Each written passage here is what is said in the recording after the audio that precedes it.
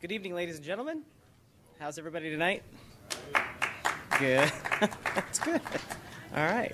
Well, my name is Mark from the Public Services Office here at JPL. Thank you for attending this May edition of the 2007 von Kármán Lecture Series. In the vast blackness of space, our home planet is a single sparkling oasis of life. Whether the universe harbors other worlds that can support even simple life is a question that has been pondered yet has remained unanswered for over 2,000 years. Over the next 2 decades, NASA will launch a series of spaceborne telescopes that will search for Earth-sized planets around other stars and examine those planets for signs of life. Tonight's talk will explain how we will search for and identify planets that might support life around other stars, and will describe results from the new science of astrobiology that will help us recognize signs of life on these distant worlds. Tonight's speaker is an astrobiologist and planetary research scientist with the Spitzer Space Center at Caltech in Pasadena, California. Having received her PhD in astrophysics from the University of Sydney in 1994, she worked from 1994 to 2004 at the Jet Propulsion Laboratory with research interests that focused on remote sensing observations and modeling of planetary atmospheres. Since 2001, she has been the principal investigator for the Virtual Planetary Laboratory lead team of the NASA Astrobiology Institute, which is a 40-member research team that develops models of different stages of the environment throughout Earth's history, as well as plausible planetary environments for extrasolar terrestrial planets. Just this month, she was selected by NASA to continue her team's research for another 5 years. She has also worked for 8 years as the Solar System Observations Scientist for the Spitzer Science Center, where her research interests focus on acquisition and analysis of observations of planetary atmospheres and surfaces. This research is being used to understand planetary signs of habitability and life for future extrasolar terrestrial planet detection and characterization missions. Please join me in welcoming tonight's guest speaker, Dr. Victoria Meadows.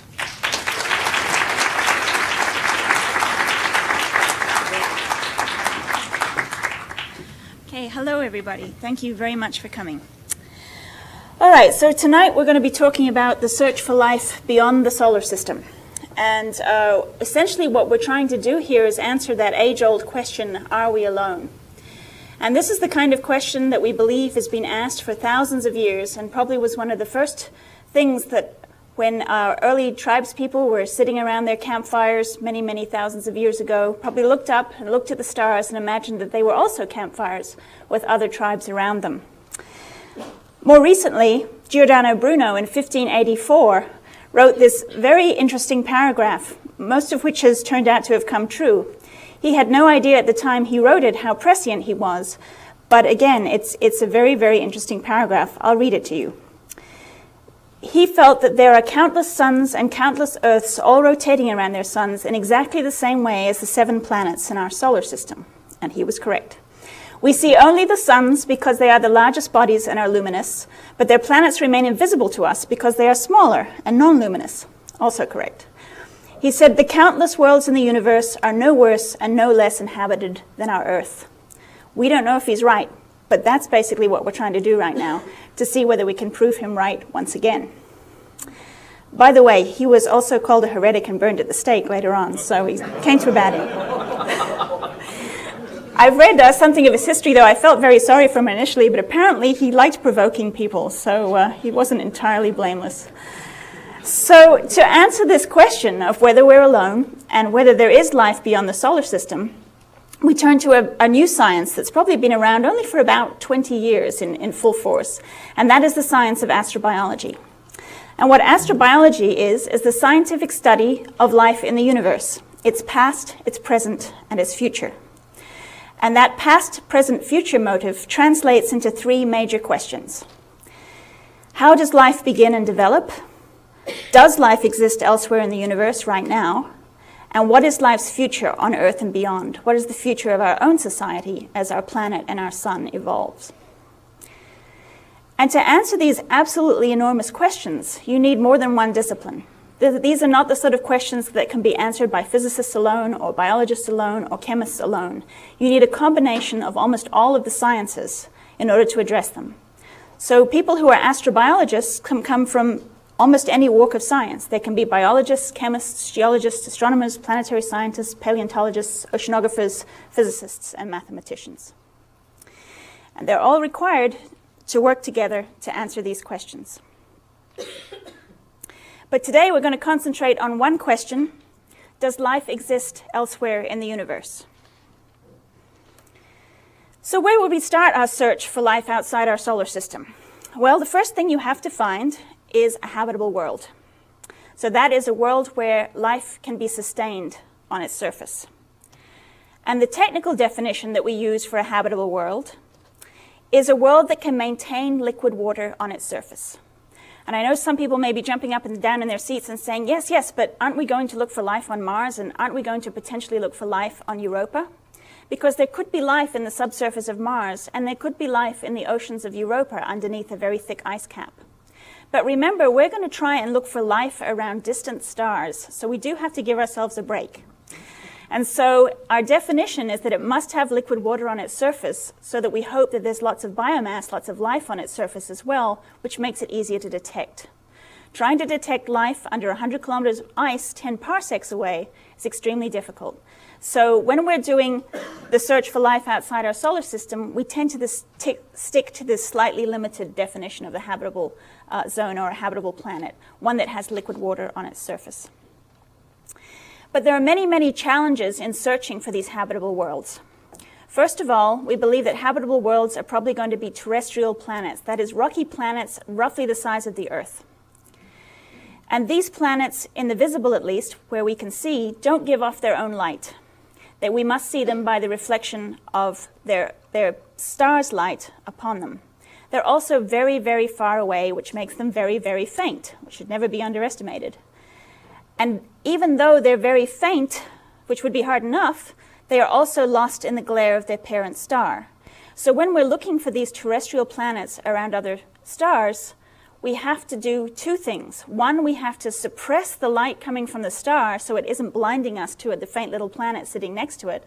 And we also have to be able to separate the planet from the star so that we can see them as two distinct points of light, not just one glob. Two distinct points of light. But even when you manage to do that, and you need absolutely huge telescopes to separate the planet and the star, you're still going to have a point of light. Okay, as represented by my little blue square here.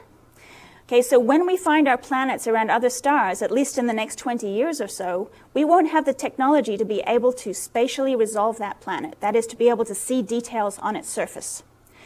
So if you imagine our little blue dot there is an average of everything that planet really is.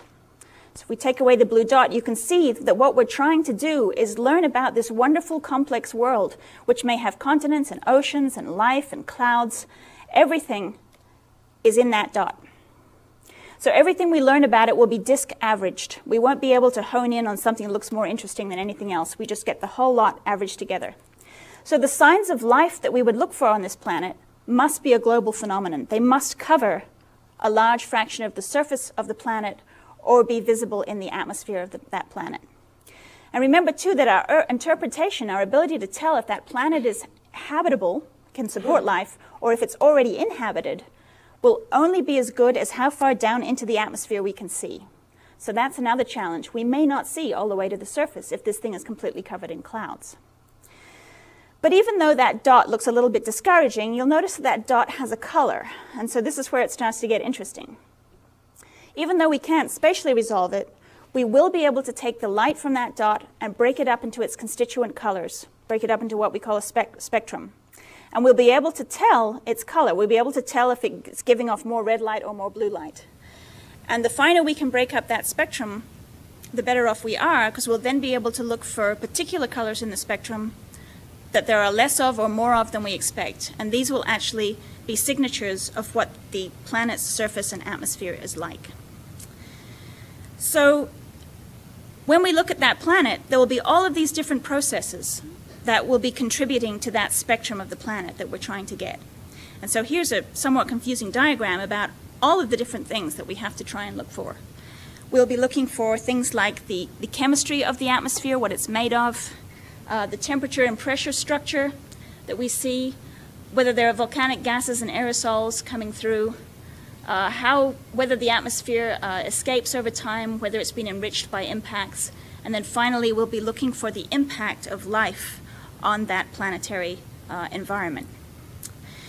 So to learn about these distant worlds, we go ahead and we use the electromagnetic spectrum. We take the light from that star, we break it up into its constituent colors, we try to get that spectrum of the planet.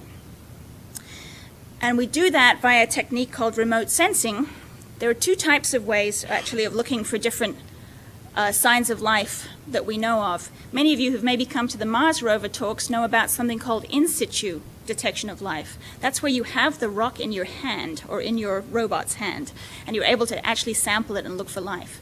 When we're looking for life around other planets, we have to use a technique called remote sensing, which is where we again look at the light from that planet, break it up into its constituent wavelengths, and study it that way. The reason we can learn about the planet is because as the light travels down through the atmosphere and then back to us, it interacts with the planet on the way down. It interacts with the atmosphere, it interacts with the surface, and it comes back and it tells us, as we look at it, what material it passed through, what material it bounced off. And so this plot, again, a little confusing, but I just want you to see the different colors and see how they're all very different shapes. And these very different shapes are indicative of different types of surfaces on our own planet. The gray one here is the reflection you get off clouds. You can see it's very highly reflecting. There's a little bit of water vapor you can detect in here. This one, the green for a conifer forest, has a very sharp rise here. We'll talk about that later. This one for a desert, and this one for the ocean. So it's a tough task, but it is possible to try and disentangle all of these different types of spectra. So here are examples of spectra of planets in our own solar system. And what I want you to see here is, even if you don't understand what any of the features mean, you can see that these three spectra are different. Yes? They're different. So this one, apart from the colors are false. So this one here, you can see it's quite straight here, and then it goes into a whole bunch of wiggles towards the end here. This one is just a whole lot wiggly overall. And this one starts slow, comes up, and has actually very few features in it. So what we're looking at here are the spectra from these different planets and actually seeing the effect of molecules in their atmospheres in those spectra. So all of these wiggles here are from carbon dioxide. And if you look very carefully, you'll see that there's complementary wiggles down here that aren't anywhere near as strong, but this planet seems to also have carbon dioxide in its atmosphere. So we can go and look for these characteristic signs at the same position in the spectrum. And over here, this broad dip is actually due to iron oxides. So we know that we must be seeing to the surface of this planet because we're seeing iron oxides on the surface. And if you haven't guessed already, of course, these planets are Venus, Earth, and Mars. And Earth is interesting because its spectrum is so complex, because you see water vapor in the atmosphere, which could indicate that you have water on the surface of the planet, and because of this lovely spike here, which we're also very grateful for. This is the abundant oxygen in our atmosphere. So we ask, what makes a habitable world? You know, there's lots of worlds out there. Why are some habitable and others not? Well, it turns out that if we look at planets in our own solar system, there are several clues. Earth is habitable. Mars and Venus, maybe not so. Maybe Mars in the subsurface. The first thing we look at is planet mass. We don't want our planet to be too big because then it just accretes a huge atmosphere and becomes a giant planet. And we actually don't think that giant planets are likely to harbor life because of the huge convection cells they have in their atmospheres, which would, if you were a little molecule trying to form life, you'd be going up and down and you'd be frozen up here and overheated and pulled apart down here. So at least in our initial search for life, again, we try to give ourselves a break. We say we think it'll be the terrestrial planets, the Earth-sized planets that are likely to harbor life. So we want to make sure that the planet is that kind of size, the same sort of size as the Earth, maybe up to 10 times the size of the Earth. And the other good thing about that is it means it can hold onto an atmosphere. An atmosphere is really important for making sure your ocean doesn't boil off. And also it means we can get something called plate tectonics, which is the circling of the crust of the planet, which helps us buffer or control the concentration of carbon dioxide in our atmosphere. And I'm sure you've all heard of global warming. It turns out that if you don't have plate tectonics on your planet, over very long periods of time, you can get carbon dioxide buildup, and that's not a good thing. So it's always nice to have enough mass to have plate tectonics. Mars, for example, doesn't have plate tectonics. It's too small. You need to be about a third of the size of the Earth to have plate tectonics over a reasonable amount of time.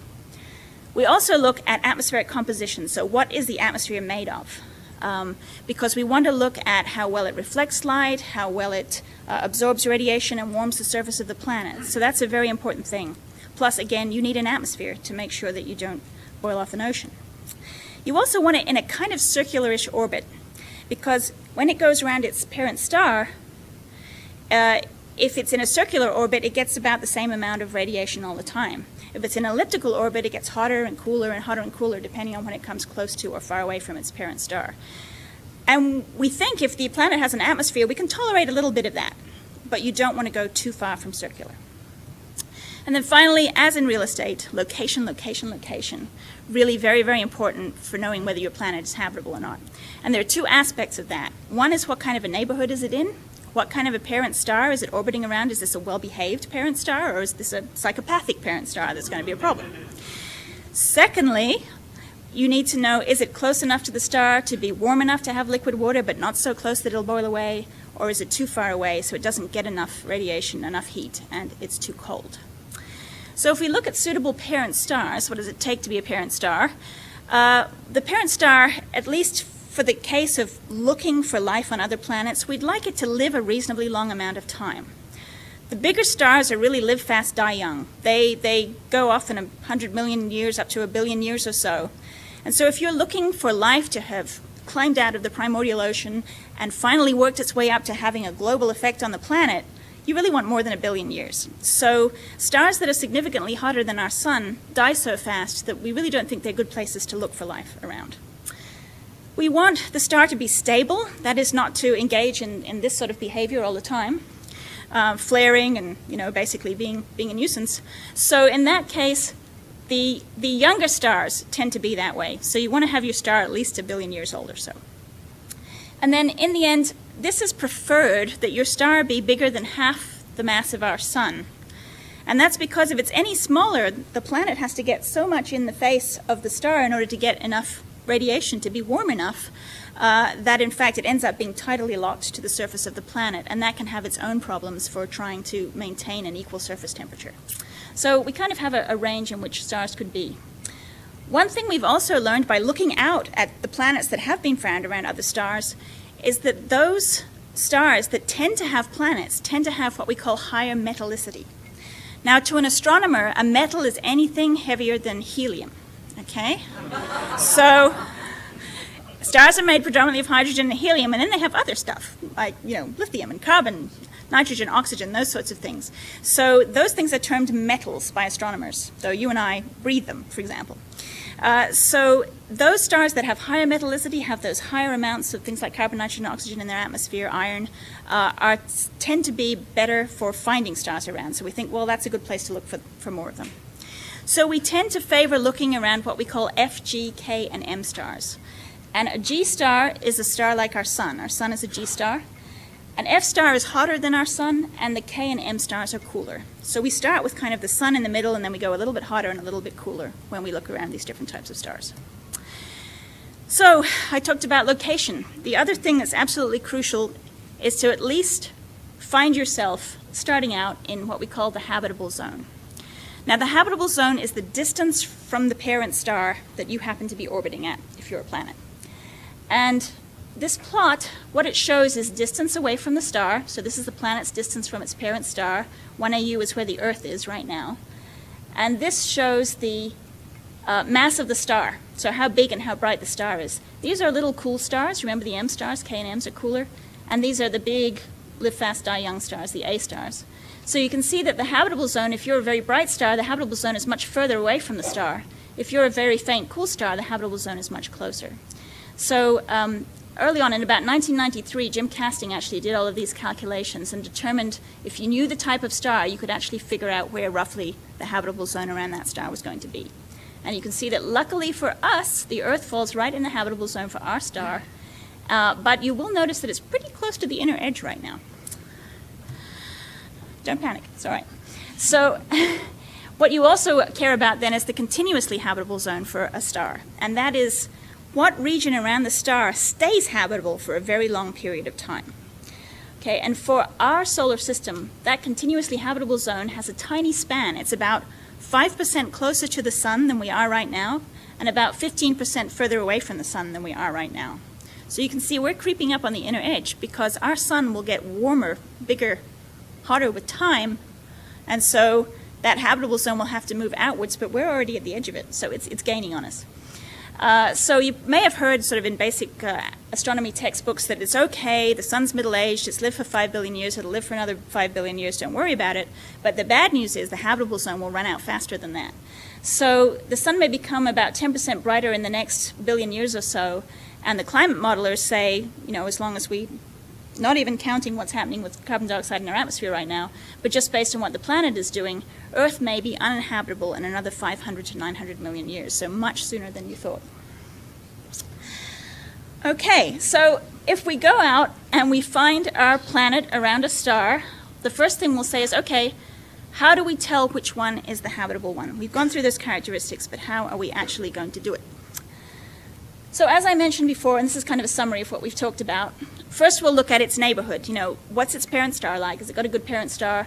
Are there other planets in this system that could be a bit of a problem? For example, a large Jovian, a large Jupiter-sized planet careening through the solar system on a highly elliptical orbit.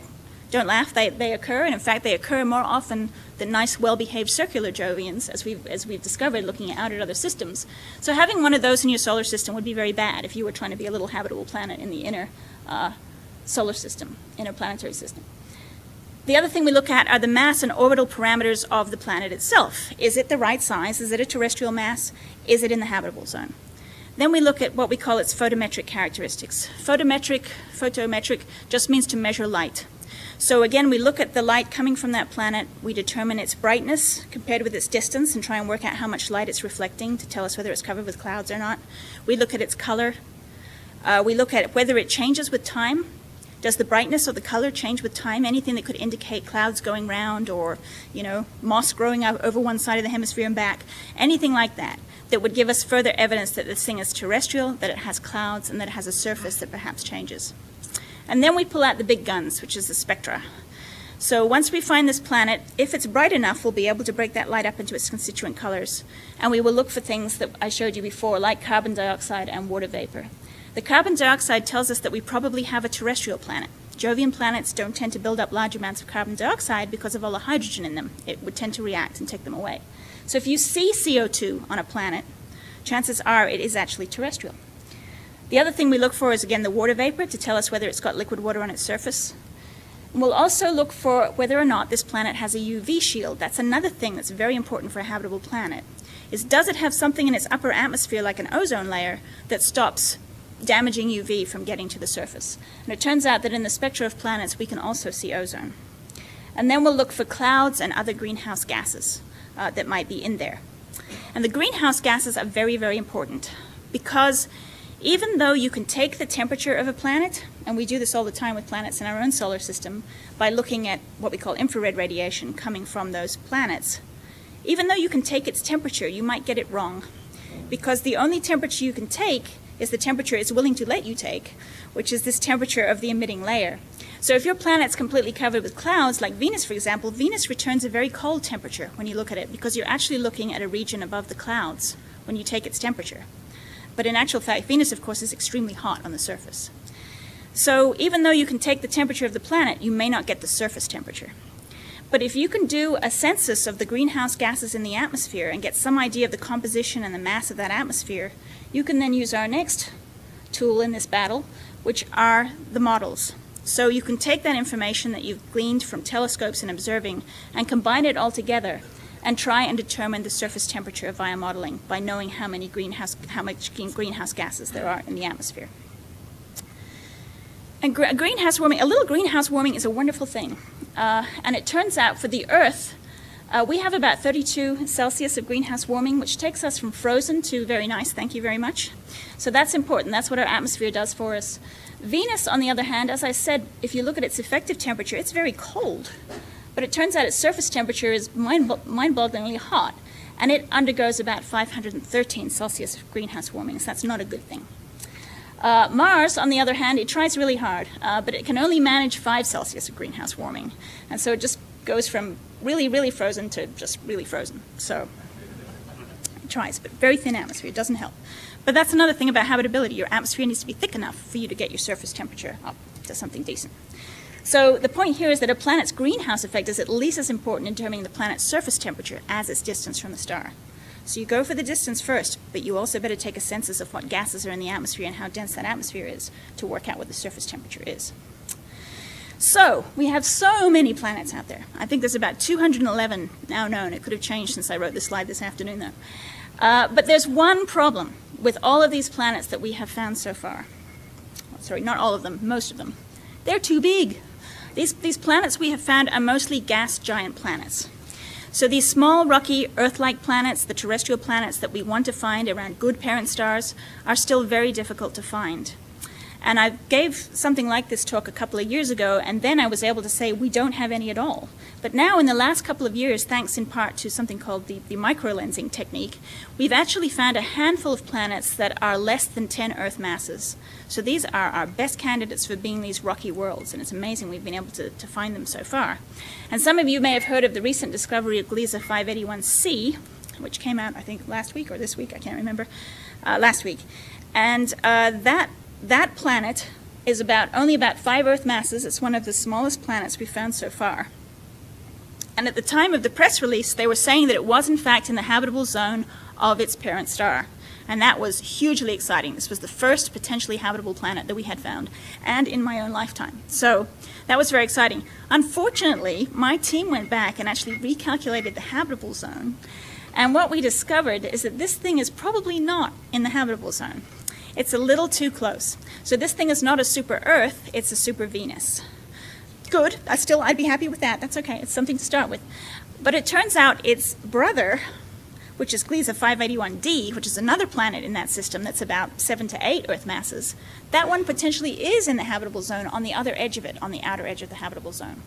And given that it's a very large planet and may have a very dense atmosphere, that one could in fact be habitable. So what you gain on the roundabouts, you lose on the swings kind of thing. This one may not be habitable. The other one in the system might be, though. So how can we tell if a planet is inhabited, especially from a huge distance? Well, if it's got aliens on it, it's easy because they actually tell us that they're there. They can say hello to the universe and they can tell us. But what you have to remember is that our planet has been able to say hello to the universe only for the last 100 years or so. So for the previous 4.6 billion years, we didn't say a whole lot to the universe. So that would be the easy way of doing it. But again, it's maybe statistically not that likely. What is statistically more likely? This stuff. These are stromatolites. These are microbial mat communities. I think this was one is in a bay in Australia. But these sorts of things are believed to have been the dominant life on the Earth for maybe 2 billion years or so. So statistically, when we go out and look at planets, these may be the things we're more likely to see. And what do you hear from them? Not a lot, okay? So when you're looking for life on most planets out there, you're going to have to be cleverer than just simply listening. So our best chance then is, as I've mentioned already, is to look for global changes in the atmosphere and surface of the planet thanks to life. Now it turns out that life actually leaves its footprint on this planet in a big way, which is great. So what we're looking for now are these astronomical biosignatures, not the in situ I have the rock in my hand biosignatures, but biosignatures that can only be seen by using either an orbiting spacecraft or a telescope looking out at a distant planet. So these biosignatures are global scale photometric spectral or temporal features, so that's, counting the light, breaking it up into its constituent colors, or time-varying features indicative of life. And if you look at the Earth, there are 3 major types of biosignatures that I can think of. First of all, there are things in the planet's atmosphere, there are things on the planet's surface, and there are ways that the planet's appearance, both its surface and its atmosphere, change over time that tell us that life is there. But the other thing we have to remember before we go rushing off and saying, oh, we'll look for oxygen, for example, is that biosignatures must always be identified in the context of the planetary environment you find them in. Otherwise, you'll get fooled. And the classic example is methane. On the Earth, methane is a biosignature. It's produced in rice paddies. It's produced by cows. It has a seasonal cycle. And it's seen in the presence of huge amounts of oxygen. And chemically, that shouldn't happen. Usually, oxygen and methane like to destroy each other via various circuitous pathways. So the fact that they're both there means that they're both being produced at the surface of the planet. And the most likely source of both of them is life. But on Titan, there's methane in Titan's atmosphere, but it's just there. That's part of its atmosphere. And you can tell that by looking at the other constituents in Titan's atmosphere. So in that case, Titan's methane is just part of its atmosphere, but on the Earth, it's actually a sign of life. So if we go through the signs of life in detail, signs of life in the atmosphere, this green squiggly line here is what the Earth looks like if you were able to see in the infrared. So these are the infrared wavelengths of light, and this is essentially how much radiation is coming off the planet. So we're looking in heat energy here. And what you see in this curve is that there's this very obvious feature here. There's this kind of dippy thing here, and if you look very carefully, you can see this little tiny spike here. So what we're actually seeing there are ozone, and down here, much harder to see, methane. Okay, so as I said, oxygen and methane together are a sign of life, but it turns out that ozone is produced from oxygen, and if you see a lot of ozone, chances are you have a lot of oxygen, and so that's also a proxy for life. And this feature over here, that's good old carbon dioxide. Okay, if you look for signs of life on the surface of the planet, you have this particular feature. This spectrum here, the black thing that we're looking at, this is what you would see if you were a spectrometer looking down over a conifer forest in the visible, okay, and in light. And what happens with plants is that, you know, they absorb through here, where they attempt to get energy to do photosynthesis. But after about 0.7 microns, which is just at the edge of what your eye can see, they start to become wildly reflective. They send lots more radiation back to the observer than over here where they tend to absorb it. And what that means is if you could see in the near infrared at those wavelengths, you would see that plants were very, very bright. They looked like they're foil covered. And some of you may remember there was a car commercial, I remember a while back, where they actually filmed it with an infrared camera, and it was like the car was pushing through this silver forest. That was an infrared image of what plants look like. So they're very, very highly reflective.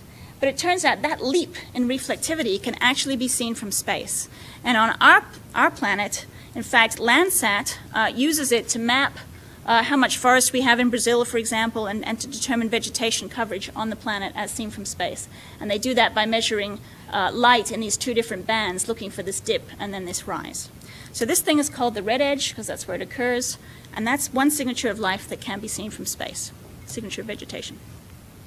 The other thing we can look for are changes in this particular case, gas concentration as a function of time. So this is the year down here, so each of these dips is an entire year on this planet. And over here is how much methane we have in the atmosphere. So you can see the seasonal cycling in the methane, which is in fact tied to vegetation growth cycles on our planet. So if we were able to find our planet around another star and watch it for a while, we could watch and see if things like this happened on the planet. So one thing we have to remember when we go looking for life out there is it's not all going to look like life on Earth. It just won't.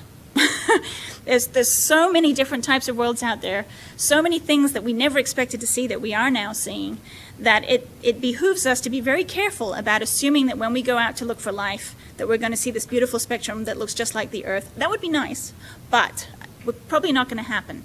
So what we have to consider then is that there'll be a huge diversity of different types of worlds. And there'll be a diversity of worlds in space. And what I mean by that, this is a little bit of a complicated diagram, so bear with me. Each of these panels is a planetary system, okay? So we're looking here at a grid of 12 planetary systems. And they were generated using a planet formation model. And what this planet formation model is a bit like bumper cars, where you take a star and then in the computer you put a whole bunch of rocks around it essentially, and you let those rocks go around the star until they crash together and eventually form planets. Okay, so the planet formation model then generates these different types of planetary systems. So each little dot you can see here is a planet. And depending on the size, it gives you some idea of how big the planet is. And depending on the color, it tells you how much water is in it. So a blue planet has lots of water, whereas a red planet has almost no water at all. Okay, so that's when you form the model, these things that bump against each other, some have more water than others, and so as the planet forms, it could be lucky enough to get some water-rich ones or not. So this is the sort of thing that happens. Down here, this is our little solar system, okay, and that's the Earth, the nice green thing there. You can see that in some of these other simulations, we do produce nice green things at roughly the right distance as well. So we do, in fact, produce Earth-like planets, literally Earth-like, like the Earth, in these other simulations. However, we also produce a whole bunch of other weird things. There's this guy who basically ate up all the available material in the inner solar system, and he's one super planet, and he's very wet. He's got lots of water there. This planet over here, not quite so lucky. It's at the correct distance from its parent star to be in the habitable zone, but it formed completely dry. So that's also another thing we have to keep in mind. Even if we find a terrestrial planet in the habitable zone, it might have formed with no water at all and therefore be uninhabitable. But you can see here there's all sorts of different types of planets, different sizes, different water masses that get formed. So we don't expect all the terrestrial planets out there to be just like our solar system. And also you can have planetary diversity in time. The planet you're standing on right now is just one example of the Earth. The Earth has changed its face quite dramatically over the last 4.6 billion years. And what this plot is showing is the atmospheric pressure of oxygen, so the amount of oxygen in our atmosphere, as a function of time. So the present is over here, and now we're going back in time, all the time to the steaming past where the planet was formed. Okay, so modern day oxygen levels here are high, but back down here in the Proterozoic they were pretty low, and back down in the Archean they were non-existent. And you see that in this time about 2.3 billion years ago there was a rapid rise in oxygen in our atmosphere, which allowed multicellular life to develop and was just, you know, a huge burst for life on this planet. And that was due to the rise of oxygen in the atmosphere, probably from these little bacterial guys who were working away at their photosynthesis and producing oxygen for us. So, to address this diversity of worlds, which we've never seen yet, but we're pretty sure are out there, what my team does is they develop models of planets. And so what we start with is a model in the middle that basically tells us the chemistry and climate of the planet. And into that we put inputs, things like the volcanism. Remember that plot I showed you with all those different elements of what goes into a planet?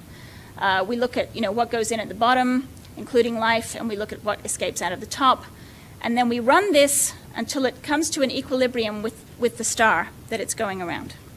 And so these models help us generate environments of planets that could be physically and chemically reasonable. And then they also let us generate the spectrum of what that planet would look like if I had a telescope and I was looking at it.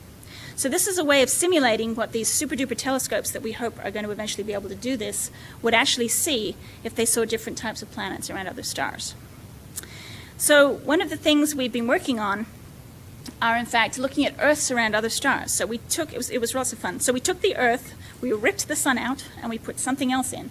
So we put in, say, for example, an F star, which is a star much hotter than our sun, or we put in a K or an M star. And today I'm just going to show you the results from the M star, because that was kind of interesting. M stars have always been considered the low-rent district of the galaxy. They're very, very plentiful, but they are not, were not until fairly recently considered a very good place for life. But we've been actually exploring that to try and determine whether that's actually true. And the reason they were thought to not be particularly good for life is, again, this problem that your planet has to be right up against the star in order to get enough radiation to stay warm. It then gets tidal locking, it's more susceptible to flaring from the star, a whole bunch of different problems. However, these stars are very common. So, I mean, if we want to increase our chances of finding life, it would be great if we could argue that life is easier to detect there. And so that's what we were actually able to do. Here's one of these spectra again. And what I want you to look at is the difference between the red and the black line. So the black line is actually modern-day Earth, and the red line is a planet that started out looking like the Earth, but was ripped out of its position and put around a star called AD Leo. And AD Leo is a very young M star. It's very active. It flares a lot. So what we were able to see was that we actually saw a drop-off in the amount of ozone around this planet. We kind of expected that because there actually wasn't as much UV coming from the planet. But what we also saw was an increase in the amount of methane, even for the same amount of methane coming off the surface of the planet. And that was exciting because methane is one of these biomarkers. And if you can see it in the presence of oxygen, then you've got a good biomarker. So it turns out that for planets around M stars, many of the things that we consider to be biosignature gases actually survive for longer in their atmospheres and are much easier to see. So that's a good point for an M star. Similarly, if we look in the mid-infrared, it's the same thing. It's Earth in black, and then this Earth-like planet put around AD Leo. Same sort of thing we saw. Remember that methane that was so hard to see before, that little tiny spike? It's whopping big now, so that's easier to detect. But amazingly, even though we didn't produce as much ozone, the ozone is still as detectable. And that's a little bit of a sleight of hand that occurs because ozone actually absorbs heat in our atmosphere. It causes our stratosphere to heat up. And when you have less of it, it means that the top of our atmosphere actually cools down. And when that cooling occurs, it means that that molecule is actually easier to see. So this was one of these things that we only discovered with this model, this synergistic model, that these sorts of things could happen. So it turns out you can drop your ozone abundance gradually, but the detectability of that feature doesn't drop off very fast at all. It stays detectable all the way down. So that was kind of cool. So we were now able to detect the ozone and the methane again much more easily. We also discovered something else. On the Earth, there's a compound called methyl chloride, which is a product of biomass burning. It's produced by plankton in the ocean. It is, in fact, a biosignature. On the Earth, there's so little of it, it's very difficult to detect in our spectrum. On an M-star planet, it builds up. So this was another potential biomarker that we hadn't been considering before that we might be able to see. So we're using these models to explore the sorts of things we might look for on planets around other stars. And then we went back in time and had a look at that early Earth. Remember that plot where we've got high oxygen up here, less down here, working back into the Archean, the early period of the Earth. So we started with the Earth, a classic Earth, CO2, ozone, and methane. You should be able to draw this by now. And we go back into the Proterozoic, and this is when we have 1/10 of the oxygen we currently have now. PAL means present atmospheric level. So 1/10 of our current oxygen. And yet, as I said, the ozone's just as detectable, which is great. But you also have methane from methanogens, which are types of bacteria that methanogen means to generate methane. Methanogens lived back in the Archean, and they probably would have had a fairly high level of methane that was pumped out into the atmosphere as a result. So once again, it turned out that it was actually easier to detect life 2.3 billion years ago than it is right now. So that was interesting. So we had those strong signatures. Then if you go back into the Archean period, way back into the steaming mists of time, when we didn't have a lot of oxygen in our atmosphere, but we had a lot more CO2, you can see strong effects from carbon dioxide here, strong effects from methane. But if you look up here, see the ozone? There's nothing there, okay? So we don't have any ozone, and we can tell that that planet doesn't have any oxygen on it. Is it less inhabitable? Is it less habitable? No. It's still just as habitable. It still has life on it. It just doesn't have life that's produced enough oxygen to be able to see it. Okay, so again, we also have to be careful. Just because it's got oxygen, we can't assume that everything has oxygen. Okay, so the other thing we tried, and this was loads of fun, was a high CO2 early Earth-like planet. So this was the most unlike Earth planet that we had tried. And what we did here was we took essentially the entire Earth's atmosphere and swapped out the nitrogen and oxygen and replaced it with carbon dioxide, and then we doubled it. So we created what we called a 2-bar carbon dioxide atmosphere, and then we added, for good measure, another bar of nitrogen on top of it. So we created a pretty massive atmosphere on this planet. And we looked at the effects that that would have on the spectrum. So here's good old Earth and the visible. Here's this thing here, which is oxygen, which we know and love. And that's in our own Earth. This black line is our own Earth, and this blue line is this other huge 3-bar atmosphere planet with 2 bars of CO2. And what we see is a huge difference over here, and that's because we're seeing no ozone in this thing, and also because that massive atmosphere actually scatters radiation much more effectively than the less massive atmosphere. So this is something called Rayleigh scattering up here. And the fact that we can see this higher than this means that we can take a guess that this planet has a more massive atmosphere. So that's very good, because remember that mass and the greenhouse gases are things that we need to do to understand the surface temperature. So we can see that effect there. We can also see here you do not see anything that looks like this, right? It's just flat across here. There's no oxygen on this planet, so we can also tell that. And then all of these other features in here, these big differences between the blue and the black, these are all due to massive absorption from carbon dioxide. So when I and my colleagues go and talk to the TPF folks, we're always trying to push them over into this wavelength regime over here, because you can see really big differences between planets over here. Things become much more pronounced in this wavelength region. And then we have our high CO2 early Earth in the mid-infrared. So this is the heat radiation coming off this planet. And that was the weirdest thing we'd ever seen, because, I mean, we're used to seeing planets that look like this. They have this nice curve. You know, even Venus and Mars do that. This planet is this huge, intensely spiky thing because all of the carbon dioxide is just eating away at that spectrum.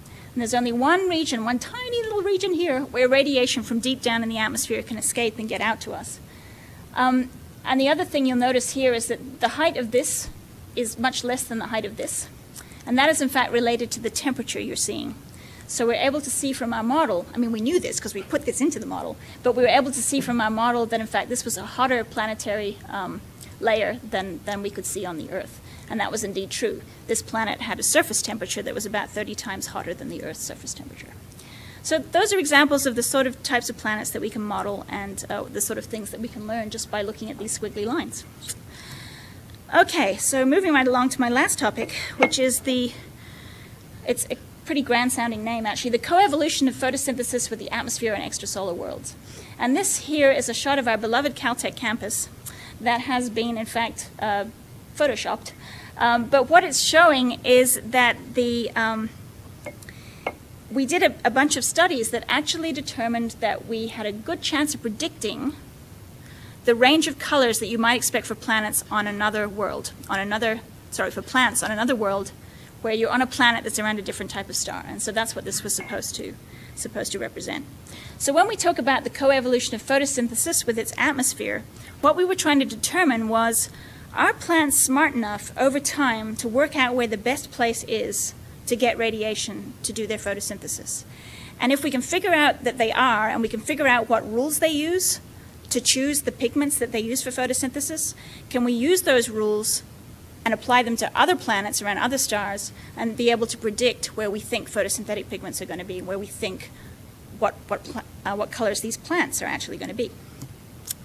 So here's another one of these scary sets of spectra, and this is scarier than most. But what you're looking at here, just look at what I'm describing right now. The blue line, that's the radiation that hits the top of our atmosphere, okay, from the sun. The red line is what actually hits the surface of our planet. And you'll see that this blue line peaks round about here. It's a bit iffy, but it peaks round about here. But the red line definitely peaks over here. This is where it's got most of its stuff coming. So what a colleague of mine did, Nancy Keang, first of all, she got together a whole bunch of her biologist friends, and they went through all of the literature and found pretty much every single pigment that life uses for photosynthesis on this planet. And by pigment, I mean a particular type of molecule that is specifically tuned to take in a particular type of light and turn that into food for the plant. Okay? So she looked at this and she discovered, as others have done, that plants seem to be spectacularly inefficient. They seem to throw away all that lovely green light. We get more green light coming in from the sun than anywhere else, than any other color that's available to us. And in fact, if you look at the energy spectrum of light that hits the surface of the planet, there's also more green light in the energy spectrum. So botanists and other people had wondered for quite some time, why are plants green? Because by being green, it means they're giving back green light to us. They're not using it. And they're saying that's crazy, but there's more green light than anything else. Why would they not use it and be as efficient as they possibly could be? And me, as an astronomer, I came into this work, and I work with lots of people in different fields because I'm an astrobiologist as well. And I said to Nancy, that's crazy. What do you mean people don't know why plants are green? She says, we have no idea why plants are green. I mean, they know the physical reason. They know it's because they absorb light in the red and the blue, but they don't know why they absorb light in the red and the blue. So what she did in this process, she was actually trying to discover, what plants would look like on another planet. And in the process, she discovered why plants are green. And it turns out that if you plot the radiation that's coming down onto the surface of our planet, and she used our models to do this. She kind of used a byproduct of our models. When we model those spectra that show you what the planet would look like to a telescope, at the same time we model what the spectrum of the star would look like to a microbe sitting on the surface. So she used the second thing. She used the spectrum of the star for the microbe sitting on the surface. And that's what this red light is. But she plotted it in photons rather than energy. So she plotted it in particles of light. So what this plot is showing is how many particles of light come down at a given color. And it turns out that for the Earth, the most number of particles that come down are in this red region here. And it turns out that photosynthesis is a photon process. It uses particles of light. So it turns out the plants weren't so stupid after all. It turns out that chlorophyll A is right on that peak where the most number of particles come down. So the plants are very smart. They're actually using the most light in the form that they like it right there. And so she discovered why plants are green. So she then used these types of spectra to also figure out a bunch of other types of rules on where the pigments would then be for planets on other types of stars. Now the question is, why does this peak actually move to the red once it gets down to the surface of our planet? And the answer is that over here, this is ozone absorption. So it's all kind of very cyclical, because plants put out oxygen, which produces ozone, but in doing so, they actually shift the usable region of their light more towards the red. And so plants over time have actually changed the composition of our atmosphere, but in the process had to evolve to keep up with what they were doing with the planet. So plants, back in the beginning of our history, when we didn't have as much oxygen on the surface of the planet, would have had pigments that were much more towards the blue. And then over time, they've had to move towards the red as they produced the ozone and pushed the peak of that spectrum over. So that was really interesting. She then used that to look at planets around other stars. For example, if you're going around an F star, turns out the peak of the F radiation is to the blue, and the ozone just makes it more towards the blue. So if you were a plant on a planet going around an F star, which is a star hotter than our sun, then your pigments are more likely to be in the blue. And so you as a plant are more likely to reflect yellow or orange radiation. So you can imagine, again, that orange grass might be something around an F star. So that's the kind of stuff we can do with models. And I have to admit, it is a great deal of fun to play around with stuff like that. Another thing she did is to look at safe ocean depths. And I thought this was really cool. Because when you're a plant, when you're a plant on a planet going around an M star, as I said, these stars tend to flare quite a bit. So in the very early stages of planetary development, when you haven't got enough photosynthesis, you haven't built up your oxygen, you don't have your ozone shield yet, you are susceptible to large bursts of UV radiation, up to 30,000 times what we're used to in any given day, coming from that star. So if you're a life form, you don't want to be out on the surface. So what can you do? Well, you can go under the surface, or you can go under the ocean. You can go down in the water. So we asked the question, is there any place you can go, say you're a microbe who likes to do photosynthesis. Can you go down into the ocean and escape the flare, but still have enough energy to do photosynthesis? And so she calculated that, she and her team, and she's found that yes, indeed you can. And even for the worst possible M-star flare we could imagine, you could go down 9 meters, so about 10 yards underwater, and still be able to escape the flares, but have enough energy to do photosynthesis to create your food. So that was very interesting. It meant that even for these very early planets around M-stars, there are regions on that planet where it could be possible to have life down in the oceans. So you can imagine going there and maybe seeing a microbial mat just floating, so many meters down. Okay, so finishing up here, everything I've described today is essentially background theory, background work to support one particular mission, and that is something called the Terrestrial Planet Finder, or the Terrestrial Planet Finders. And they have a sister mission, which is called Darwin, which is also under concept development by the European Space Agency. So this is both potentially a US and European effort. And we hope that these telescopes will be launched sometime in the next 20 years or so, though we don't know right now because they're kind of been mothballed a little bit, and we hope to get them up and working again, at least the concept up and going as soon as possible. But that still means that within many of our lifetimes, we will be able to launch the telescopes that will actually be able to take the spectra of these Earth-like planets around other stars. And I find that enormously exciting for a number of reasons. First of all, we can look for other habitable worlds. And we can look and see if there are signs of life there. And if we find signs of life, that will be an absolutely momentous discovery. But also from a planetary point of view, when we look out at stars in our neighborhood, our solar neighborhood, those stars are all very different ages. They range in age from just born to about 10 billion years old. And what that means is the planetary systems around them are about the same age as the star. So if I'm looking at a 2 billion year old star, I'm also looking at a 2 billion year old planetary system. So I could be looking at a 2 billion year old Earth, for example. So by looking at these stars in our neighborhood, we can essentially look back in time to see how terrestrial planets evolve over time. And I think that would be great to be able to get the spectrum of a 2 billion year old planet instead of our own 4.6 billion year old planet, to be able to see back in time and see what was happening back at that time. So we're looking forward to these missions being able to fly. They are enormously technologically challenging, but well worth it. And so I hope that one day we'll be able to return something like this, which is a fairly crude but nonetheless definitive spectrum of a planet that shows the ozone, the water vapor, and the carbon dioxide that we will be looking for. So if you want to learn more about these topics, I invite you to go to our team website, the VPL, at vpl.ipac.caltech.edu, or to the PlanetQuest website to learn more about these missions that are eventually going to do this kind of science. Okay, so thank you very much, and I'll take questions now, I guess.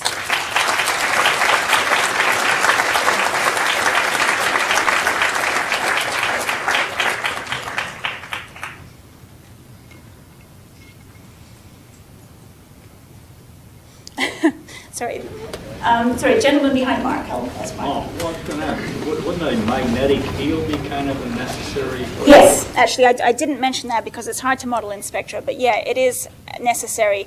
And that's part of the planetary mass, too. If it has enough mass to have this liquid iron core, then you can get a dynamo effect generated. And another problem with these tidally locked planets is they may not be able to rotate fast enough to generate a magnetic field. So that's another mark against them in having a planet too close to the star. But yes, that's another thing we would need to have for habitability to protect us from particles. Sorry, Mark.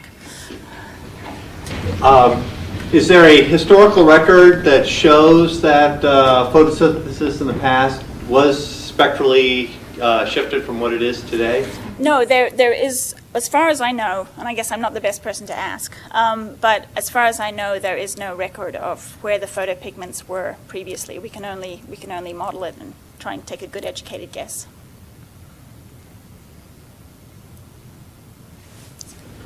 I was looking at your graph of time variation of methane. Mm-hmm. It looked like there was a whole lot more of it in the northern hemisphere.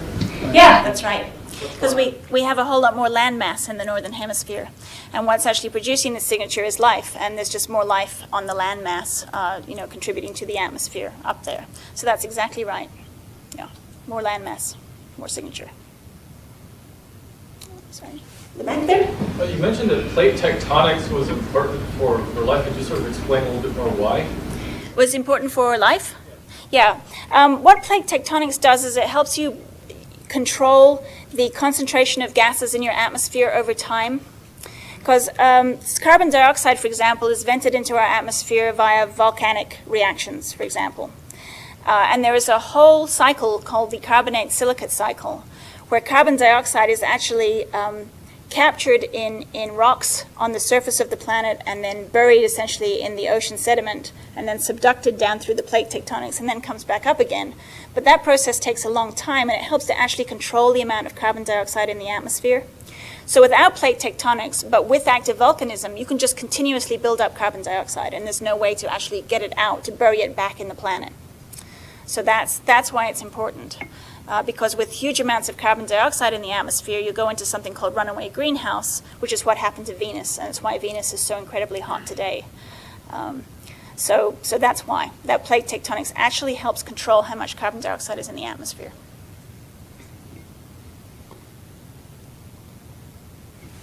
About the effect of peak photon number, what about the effect of atmospheric composition on that? Exactly. So that's what we were doing when we were modeling around different stars. That also changed the atmospheric composition quite a bit too. We had less ozone, for example, in some places and more ozone in the others.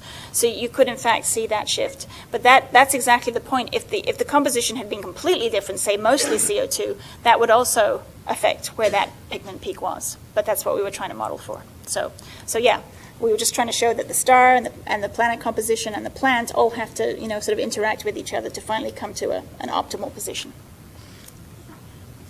Mister? You see the fact that the Earth is unique too, and that we have one and only one satellite.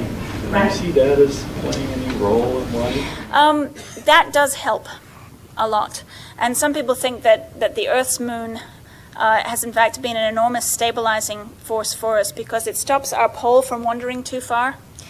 So undergoing what we call obliquity changes, it tends to hold the pole of the planet in a reasonable position. Mars, for example, doesn't have a massive satellite, and its pole just has gone all over the place with time.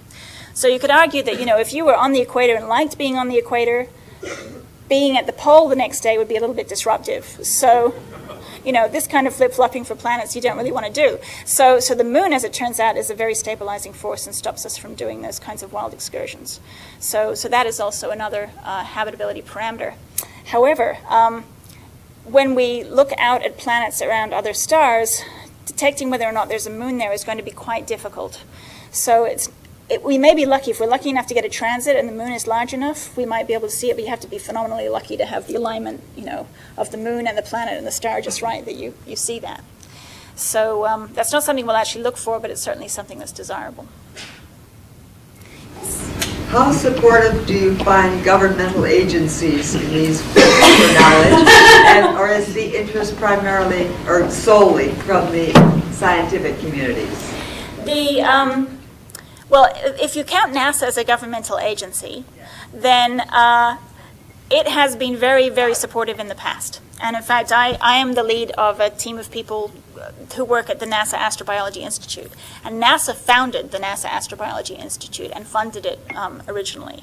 We recently received a budget cut in NASA where RNA was cut and astrobiology was cut, especially hard at that time. But this is a phase we're all going through, and this too shall pass. So I think NASA has actually had a phenomenal history of supporting this, and has in fact brought the field from its infancy up to, I didn't say, but there's probably about 1,400 astrobiologists in the U.S. today. And there are more in Europe as well, and more in Australia and various other places where they've started this science also. And the NAI itself comprises about 700 astrobiologists. So NASA has had a huge influence on this particular field. And it's in part to support missions like this, to support the Mars rovers when looking for, I didn't talk about in situ biosignatures, but many of my colleagues work on those as well. So when we go to look for signs of water and life on Mars, it's the same thing. We have astrobiologists working on that same sort of problem. I happen to work in what we call the Navigator program line, which includes things like SIM and TPF. And ultimately, beyond TPF, we're hoping there'll be something called Life Finder. But that's what we call basically a vision mission. It's so out there that we haven't even started drafting up what it is yet. But the hope is that Life Finder will be able to have very good spectral resolution, to be able to break that up very finely, and to be able to look for more subtle things in the atmospheres of planets than will be capable with TPF. So, there are these plans to do these things out there, and I think NASA has been very supportive in getting this field started. Yes? Earth has this incredible bimodal altitude distribution with ocean floor and continental material, and I guess we're told that the continental material has been increasing over the billions of years more high landmass, and I guess I just wondered, maybe presumably any planet with plate tectonics would have something like continental rock perhaps, but I wonder how that fits into the models, the amount of landmass and the change of that over a few billion years. Right. Our models are not yet sophisticated to take that level of detail into account, but as was announced in the introduction, we've just been given another 5 years of funding by the NASA Astrobiology Institute to do this. And so we will be working with more sophisticated models that will be able to take those kinds of spatial variations into account. So I haven't done it yet, but it's certainly true that Earth has this sort of bimodal distribution, but Venus does not, for example, and it's not a habitable planet. So that could be an effect. How far away are you going to be able to detect adequate spectra resolution for all of these objects? That depends on the instrument you fly. But the nominal plan for the terrestrial planet finder was that we would be able to see things out to about 45 light years away. So that's a fair way. It's still within our solar neighborhood, but it's far. It's not just Alpha Centauri. It's stars beyond that as well. About how many prospects would you say you have within that volume of space? I can't remember the exact numbers, but we have the sort of lists we've been putting together are at least 100. And I believe that the Darwin mission was looking at a target list of about 500 or 600, but I can't remember if their range was a little bit longer than ours based on their design. But yeah, so you're looking at a fair number of stars. Can you have a hospitable planet without like a large Jupiter-like planet in the same solar system? Having a large Jupiter-like planet really does help because it's sort of like we call it the vacuum of the solar system, because it stops small things from coming in and bombarding us all the time. So having a large Jupiter-like planet certainly is a help, but it is possible to form planets around stars where there is no Jupiter. That is possible, but whether or not they would have to put up with all these rude interruptions from asteroids and comets coming in, and whether they could cope with that, that's another thing. But certainly it is possible to form a planet without it. So, But we're very solar system centric. We tend to think that having a Jupiter is a good thing because we have one. So, questions? How far is the recently discovered terrestrial-like planet? It's 20.5 light years away, so it's within that range. The only problem with it is it's around a very, very small M star. An M star that's kind of below that 0.5 limit. I think it's only about 0.3 solar masses.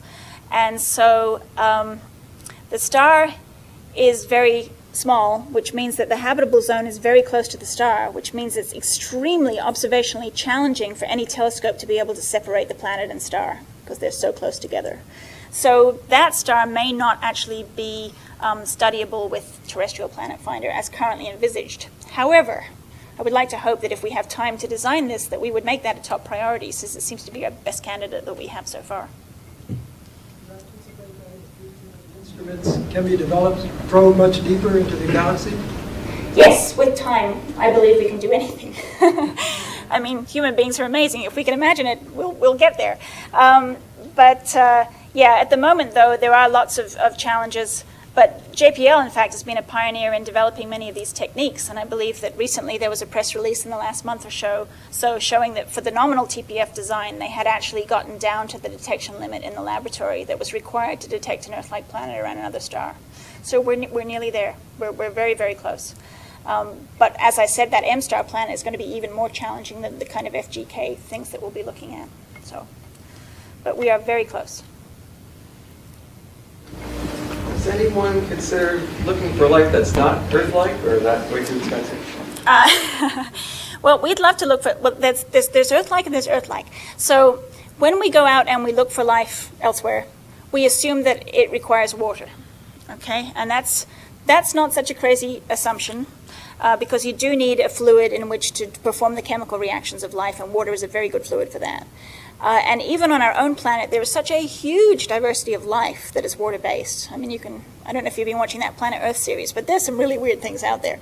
So if you look at that still really doesn't limit you that much, but we do require that they be water-based. However, do we require that they have oxygenic photosynthesis? No. I mean, in the past, in the history of our planet, we've had anoxygenic photosynthesis that occurred without it. We have microbes that put out sulfur and methane and all sorts of weird and wonderful things that we don't produce.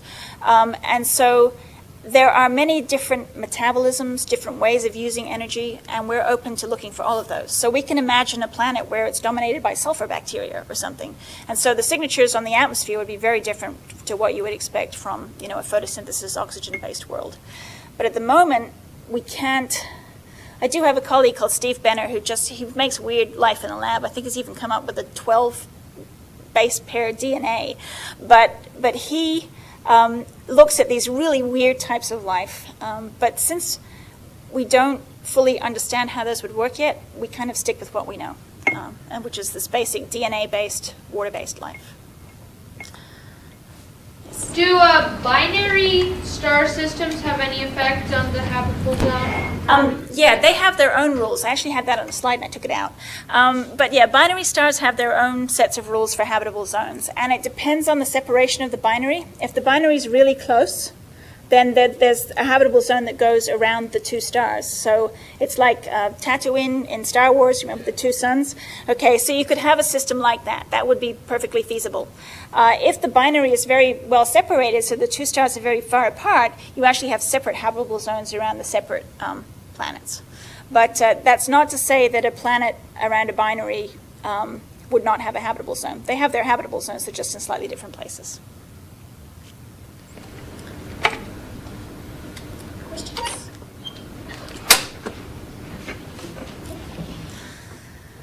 Okay. All right. Well, thanks, everybody.